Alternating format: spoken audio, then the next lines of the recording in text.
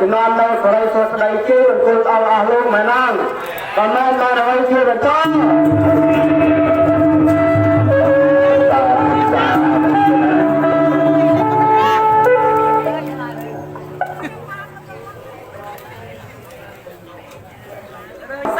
ជឿមុនស្វាយបញ្ចុះបញ្ញាដល់អស់លោកព្រមេស្របដែលមានរដ្ឋាភិបាលអំណាចពិតជំនាន់នៅសេរីសុខស្ដីមែនណាបើមែនបានឲ្យជឿបន្ត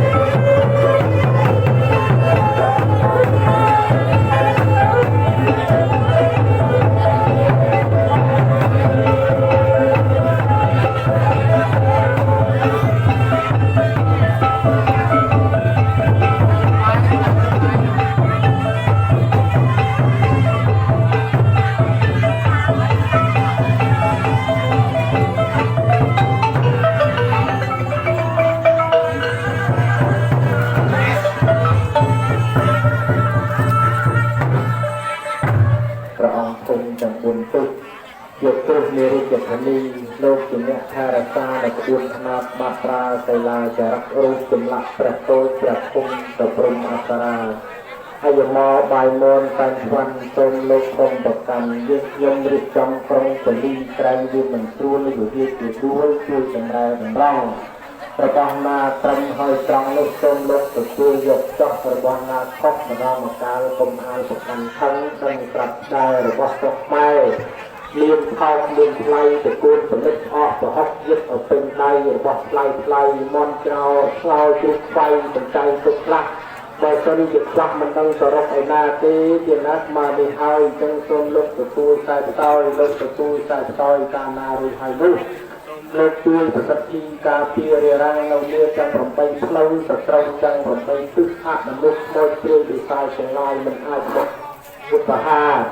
ដល់អស់លោកជាពិសេសលោកឪលោកបាននឹងជើងមកជាអធិបតីនិងលោកម៉ែជាតាព្រមទាំងអស់លោកលោកគ្រូអ្នកគ្រូប្រស្នងអង្គឯកឧត្តមលោកជំទាវជាកិត្តិយសទាំងអស់ដែលបាននឹងជួយចូលរួមសូមឲ្យលោកបានសុខបានចម្រើនវិជ្ជាប្រជុំតាប់ប្រជុំនេះឲ្យនៅទៅតរៀងទៅ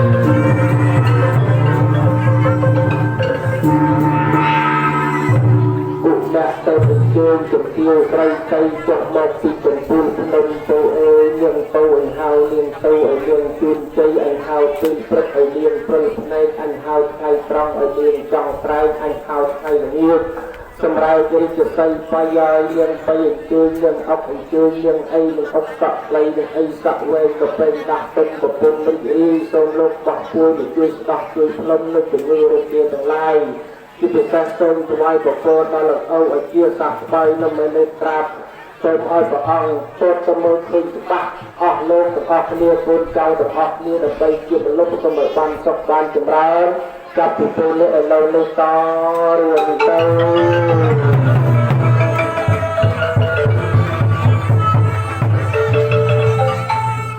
បាទសូមអនុញ្ញាតគ្រូសំទោសហើយទៅណា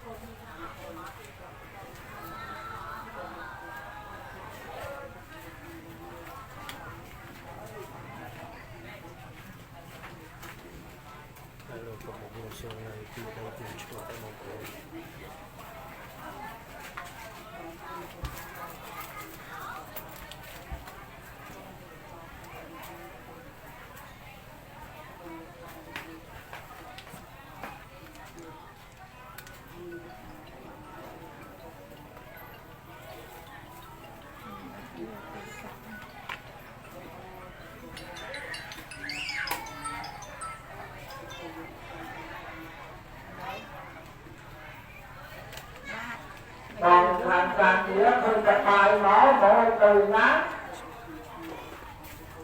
បាទ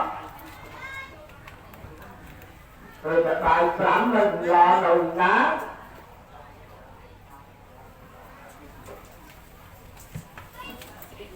ហើយ